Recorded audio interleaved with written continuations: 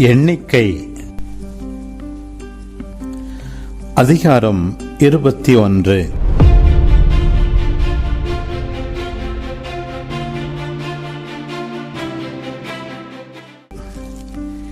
இஸ்ரவேல் அத்தாரிம் வழியாக வருவதை நெகேபில் வாழ்ந்த கானானியனாகிய அராது மன்னன் கேள்வியுற்றான். அப்போது அவன் இஸ்ரவேலோடு போரிட்டு அவர்களில் சிலரை சிறைப்பிடித்தான். உடனே ஆண்டவரிடம் இஸ்ரவேல் பொருத்தனை செய்து, நீர் உண்மையில் இம்மக்களை என் கையில் ஒப்படைத்தால் அவர்கள் நகர்களை நான் அழித்து விடுவேன் என்று கூறியது.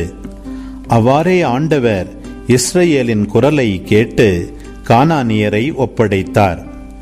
அவர்கள் அவர்களையும் அவர்கள் நகர்களையும் அழித்தனர். எனவே அந்த இடத்தின் பெயர் ஓர்மா என்று வழங்கியது. ஏதோம் நாட்டை சுற்றி போகும்படி ஓர் என்ற மலையிலிருந்து அவர்கள் செங்கடல் சாலை வழியாக பயணப்பட்டனர். அவ்வழியை முன்னிட்டு மக்கள் பொறுமை இழந்தனர். மக்கள் கடவுளுக்கும் மோசேக்கும் எதிராக பேசினர். இந்த பாலை நிலத்தில் மாளும்படி எங்களை எகிப்திலிருந்து கொண்டு வந்தது ஏன்? இங்கு உணவும் இல்லை, தண்ணீரும் இல்லை. அற்பமான இந்த உணவு எங்களுக்கு வெறுத்து போய்விட்டது என்றனர். உடனே ஆண்டவர் கொள்ளிவாய் பாம்புகளை மக்களிடையே அனுப்பினார். அவை கடிக்கவே இஸ்ரவேல் மக்களில் பலர் மாண்டனர். அப்போது மக்கள் மோசேயிடம் வந்து, நாங்கள் பாவம் செய்துள்ளோம், நாங்கள் ஆண்டவருக்கும் உமக்கும் எதிராக பேசியுள்ளோம். அவர் இந்த பாம்புகளை அகற்றிவிடும்படி நீர் ஆண்டவரிடம் வேண்டிக் கொள்ளும் என்றனர். அவ்வாறே மோசே மக்களுக்காக மன்றாடினார். அப்போது ஆண்டவர் மோசேயிடம் கொள்ளிவாய் பாம்பு ஒன்றை செய்து அதை ஒரு கம்பத்தில் பொறுத்து, கடிக்கப்பட்டோரில் இதை பார்க்கிற ஒவ்வொருவனும் பிழைப்பான் என்றார். அவ்வாறே மோசே ஒரு வெண்கல பாம்பை செய்து அதை ஒரு கம்பத்தில் பொருத்தினார். பாம்பு கடித்த எந்த ஒரு மனிதனும் இந்த வெண்கல பாம்பை பார்த்து உயிர் பிழைப்பான். பின் இஸ்ரவேல் மக்கள் புறப்பட்டு ஓபோத்தில் பாளையம் இறங்கினர். அடுத்து ஓபோத்திலிருந்து பயணமாகி கதிரவன் உதயம் நோக்கி மோவாபுக்கு எதிரேயுள்ள பாலை நிலத்தில் ஈயா அபாரிமில் பாளையம் இறங்கினர். அங்கிருந்து அவர்கள் புறப்பட்டு செரத் பள்ளத்தாக்கில் பாளையம் இறங்கினர். அங்கிருந்து அவர்கள் பயணமாகி அர்னோனுக்கு அப்பால் பாளையம் இறங்கினர். அது எமோரியர் எல்லையிலிருந்து தொடங்கும் பாலை நிலத்தில் உள்ளது. அர்னோன் மோவாபுக்கும் எமோரிய நாட்டுக்கும் இடையேயான மோவாபிய எல்லையாகும். ஆண்டவரின் போர்கள் என்ற நூல் இவ்வாறு கூறுகிறது. சூப்பாவில் உள்ள வாகேபும் அர்னோன் சிற்றூர்களும் ஆர் என்னும் பகுதியை நோக்கி விரிவதும் மோவாபு எல்லை மேல் சாய்வதுமான பள்ளத்தாக்குகளின் சரிவு. அங்கிருந்து தொடர்ந்து அவர்கள் பெயருக்கு சென்றனர். மக்களை ஒன்று கூட்டு, நான் அவர்களுக்கு தண்ணீர் கொடுப்பேன் என்று ஆண்டவர் மோசேக்கு கூறிய கிணறு இதுவே. பின் இஸ்ரவேல் பாடிய பாடல், ஊறி பெருகிடு கிணறே, அதை புகழ்ந்து பாடுங்கள். இளவரசர்கள் செங்கோலால் அகழ்ந்த கிணறு இதுவே. மேன்மக்கள் கோல் கொண்டு குடைந்த கிணறும் இதுவே. பின் பாலை நிலத்திலிருந்து அவர்கள் மத்தானாவுக்கு சென்றனர். மத்தானாவிலிருந்து நகலியேலுக்கு சென்றனர். நகலியேலிலிருந்து பாமோத்துக்கு சென்றனர்.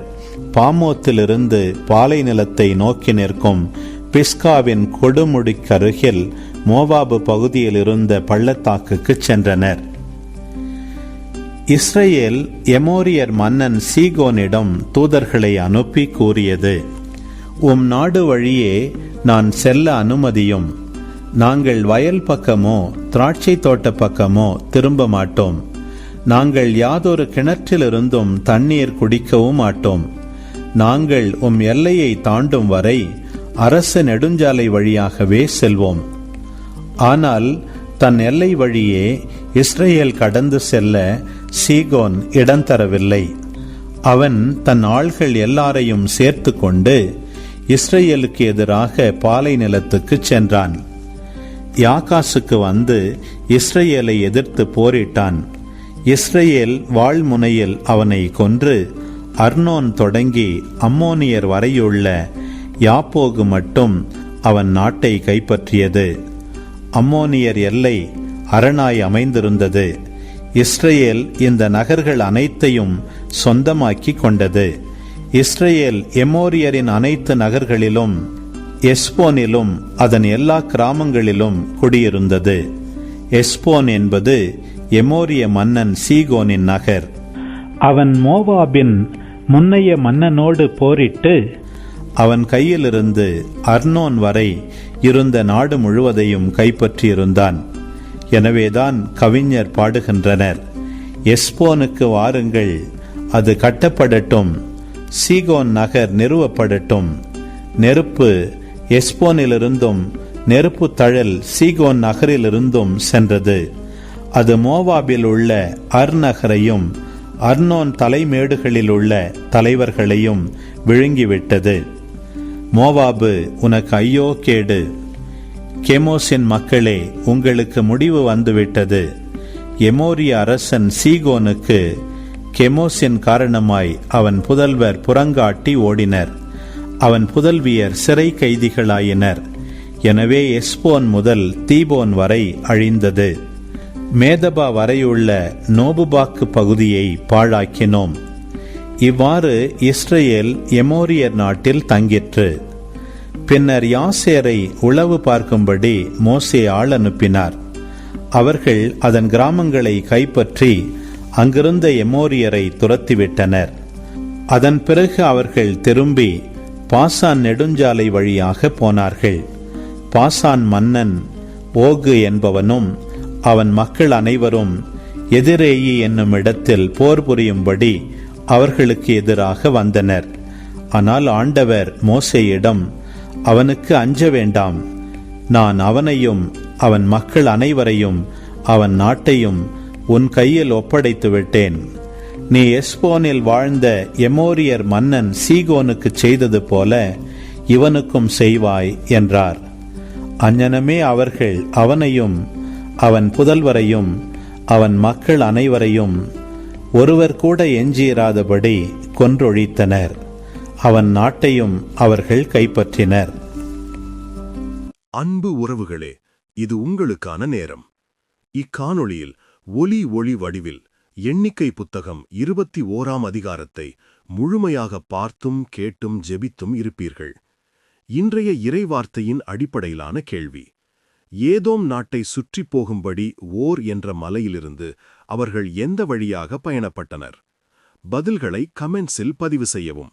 இதுபோன்ற வீடியோக்களை தொடர்ந்து காண இந்த வலைதளத்தை சப்ஸ்கிரைப் செய்யவும். மேலும் லைக் கொடுத்து எங்களை ஊக்கப்படுத்தவும்.